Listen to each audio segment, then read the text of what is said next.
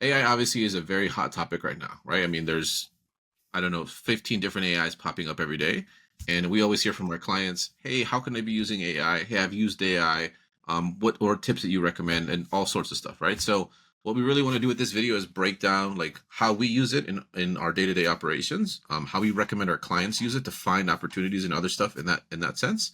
And also how, what are the things that they should probably stay away from, right?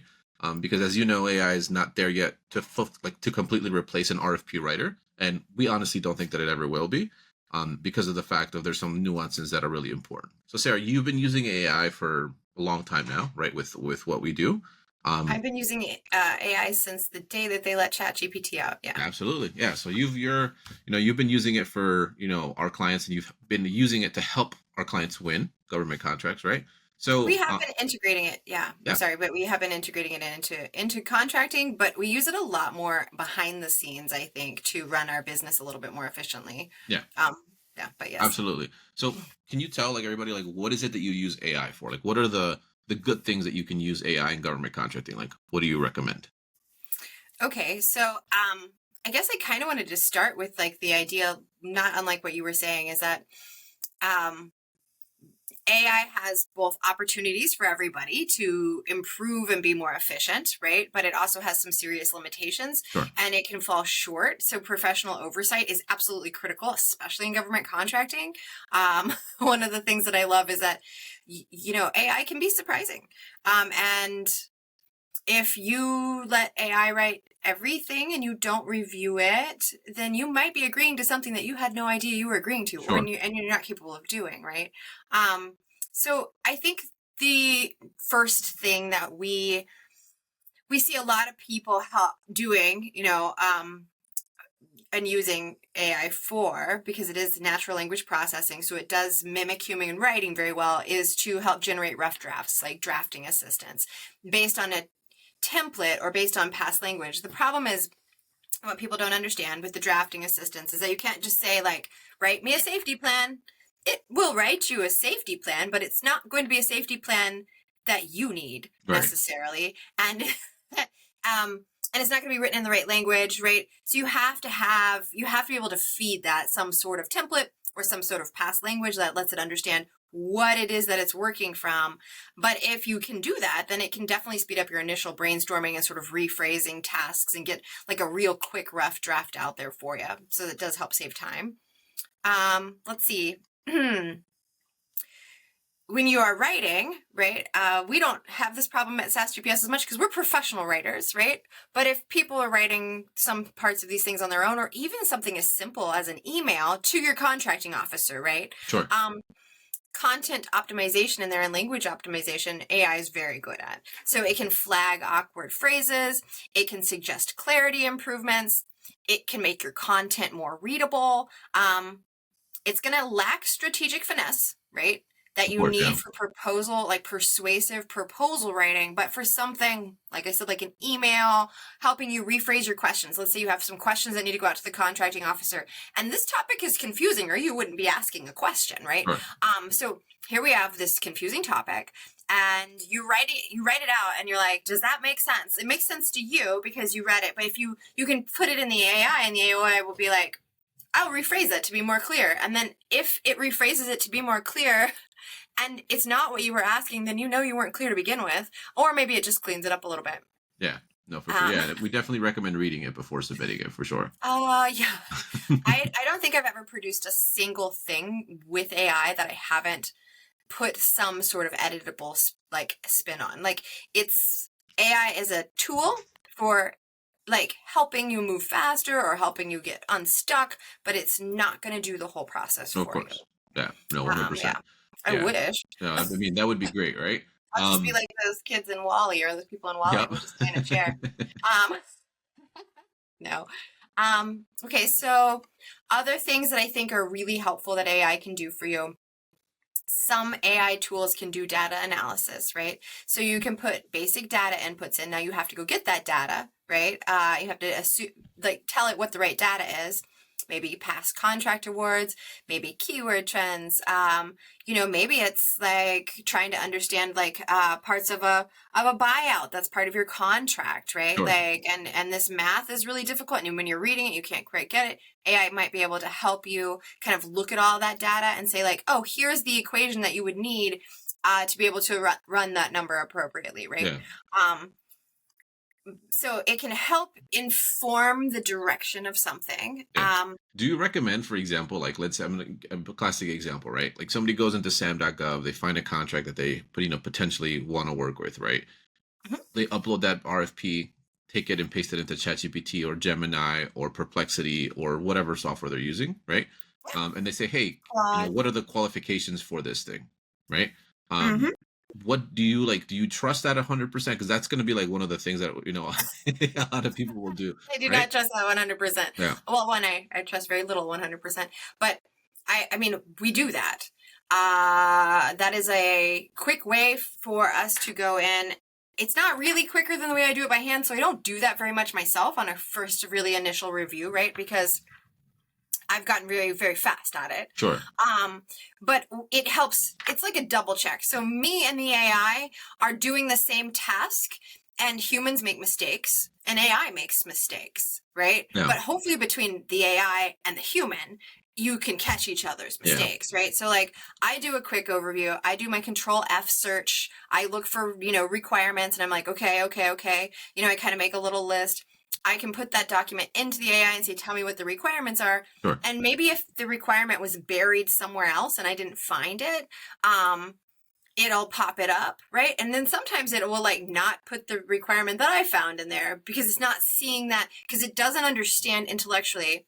It's not a thinking machine. It's a searching machine, right? So it's looking for things like keywords around requirements, right? Mm, But there might be a government term in there, or there may be something buried that I'm reading as a requirement when I read this sentence, but AI is not going sure. to read that as a Yeah, requirement. the nuance of I mean, like I said, right? It's a language model, right? So like the nuance of a contracting officer that is from Arizona versus Milwaukee, right? It's going to be a lot different, right? Because the way they speak and is similar to how they write, right? So, Yeah, it's and not, and it's not just that, but there's so many little tiny weird things that you have to be compliant about, right? yeah, Like that it can just miss something. So we use it as a double check tool yeah, or a quick tool. Like yeah, it might be like, let's just say that you're saying, hey, I need to find out what the bonding requirement is and this thing, and I don't want to go searching for it. I don't want to use my control F or whatever. Or maybe you need to have like 5 things that you want to know. I want to know the bonding requirement. I want to know, what is my insurance requirement, right? sure, Just some quick things. AI can probably pull those up for you pretty quick. So it's a good way to tell whether or not you can do the yeah, contract. It would just be a very bad way to actually write your whole contract without checking, because you'd spend all this time. Even if you did the entire thing with AI, you're going to spend many, many, many, many hours, yeah. right? Getting something that's even passable. And if you can't be compliant from the beginning, then it's a waste of time. Yeah. Yeah, I know. And I think the one thing that I want to make clear to like everybody who's listening is like you have to be an expert matter. You have to be an expert in the matter, right? For you to actually understand and give AI the correct prompt so that it does its job properly, right? Yeah. Because the classic thing that most people do is like, hey, do I like fulfill these requirements? And the AI is like, no, you don't. Okay, cool, right? And then they move on to the next thing. But that could not be the case, right? Or vice versa. Hey, you do, Well, and then you're like, yeah, okay, awesome, and then I'm gonna go bid on this contract, and then they talk to you and like, yeah, no, you don't, right? yeah. So I think that it's like this connecting the dots thing, right? AI can produce dots, but to connect those dots into something that, into a decision, right? Or into a compliant and compelling proposal, it still takes a human mind for Yeah, now. no, for sure, right? Yeah. I mean, one of the things that I've seen you do, and we've kind of shown you as well too with the team, is like if they do find the area that has the requirements or whatever thing that they're looking for, maybe grab just that section and put it into ChatGPT, and then say, hey, based on this, can you tell me what should I be doing? Right? Yeah. Here's my A lot of company times it's profile. section L and section M. Yep, exactly. Right. Yeah. So and then like here's my company profile. These are my past ones. Like you have to like give it the detail. Right? If you really want to trust it a little bit more, you can't just be like one sentence explanation, right? Yeah. But again, if you have any questions on that, they can reach out to us and we'll be happy to help. Right. Sure. So Yeah. kind of leading into like you're talking about this like human oversight is a non-negotiable, right? Why? I mean, again, like I beat a dead horse here, but why is that so non-negotiable?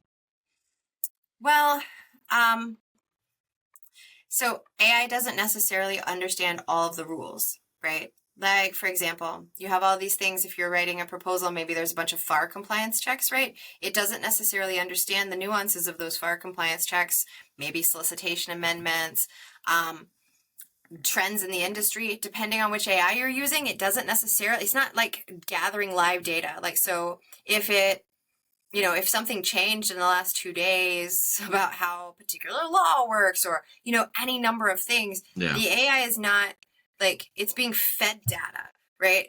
There are AI models now that do connect to the internet or we can tell it to connect to the internet, but its base knowledge, right, is coming from whenever they last updated that knowledge base, right? In some cases, it can be kind of old. I was actually trying to find some information about some of the recent changes in government with some of the presidential orders, and it kept telling me things about the previous administration. Sure. And I was like, we're in a totally different land right now, but it wasn't, the model wasn't Yeah, recent. no. I mean, Right? if for that, I would. I mean, just like again, people who are wanting to use this, I would recommend if you don't have the paid version of ChatGPT, pay $20. It's going to help you a lot. It's called Deep Learning or Deep Search, I think it's called. And Where you even then, you essentially, only get so many yeah, a month. exactly, right. But yeah, If you're using ChatGPT, there's a lot of other ones, right? There's a lot of other options.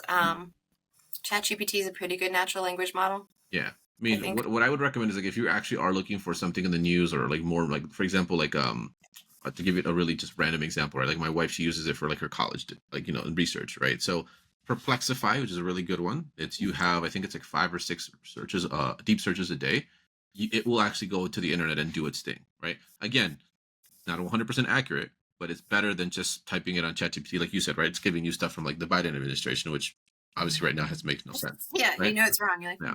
Or Um, ChatGPT Deep Search. So I think those are the ones that you could possibly maybe use to get something up to date. But like you said, right, there's so many changes happening every single day, right? yeah. That it's best to talk to a company like us just to get a sense of like where things are at. And also we will be able to correlate those dots for you, right? Because you may not even understand like this thing here affects you in this way. And you're like, oh, okay, that makes sense to me. Right. And Yeah. AI is a language producer, not a critical thinking machine, right? Like, so, kind of like a self-driving car, like you have to feed it all of the images of everything around it. And if, one intersection goes under construction and that data didn't get added in, your self-driving car will wreck because it's not making decisions. Yeah. No, It's just especially operating from a yeah. program, right? Yeah, no, Um, especially at this level where like there's so many nuances, like you said, of like the contract and like what they're looking for, right? I mean, there are like the new model. I will give it kits to do right. Like ChatGPT 4.1 is a lot better than it was before, but again, yep. it still misses stuff. Like I give it transcripts of calls, and I'm like, hey, give me all the bullet points for this phone call. This is a phone call, right? And Mhm. like it will miss things that I know that we said in verbatim on the call, and then or it will like say or try to make it seem like something else happened when it didn't, right? Oh So yeah. that's on like a 30-minute call. Sometimes I it don't even makes want to make know what things it'll up. do like in a 400-page document. Like that's absurd, right? Yeah.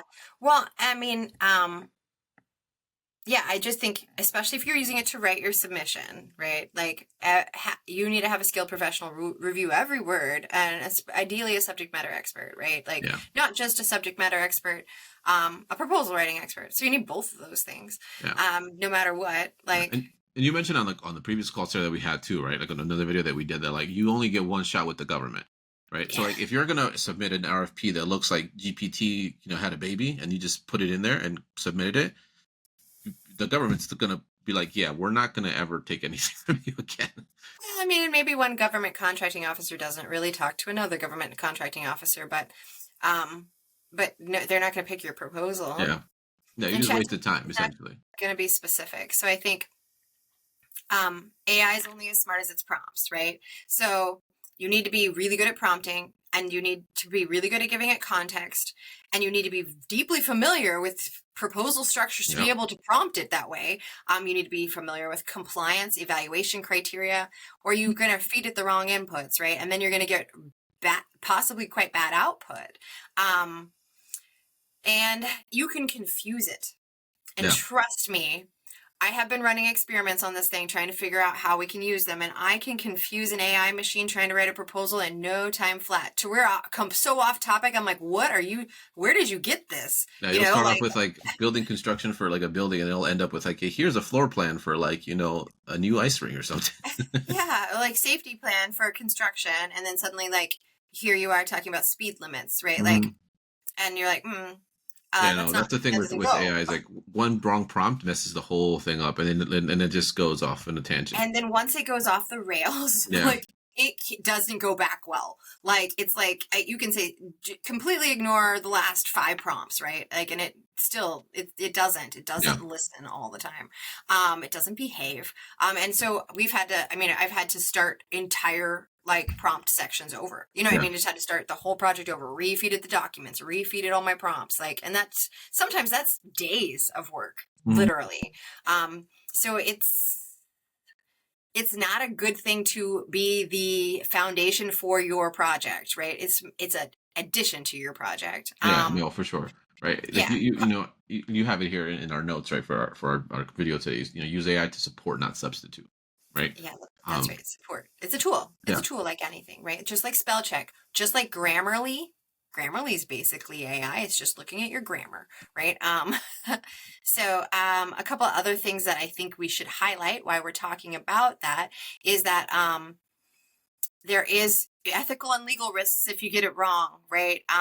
And understand that you are feeding your information into a company, giving it away. You're giving it away, right? It's no longer yours when you put it in ChatGPT. And in some cases, other AIs as well, like in some cases, it's actually becoming a body of knowledge that anybody can access, right? So if Mhm. you give away your secret sauce and when you're writing this proposal with AI, then your secret sauce is now part of the secret sauce of everybody who asks any sort of similar question. AI is going to be like, what about this? Yeah. Right? No, for And if sure. it's sensitive data, especially if you're dealing with the government, if it is sensitive data, you should not be putting it in an open AI, Yeah.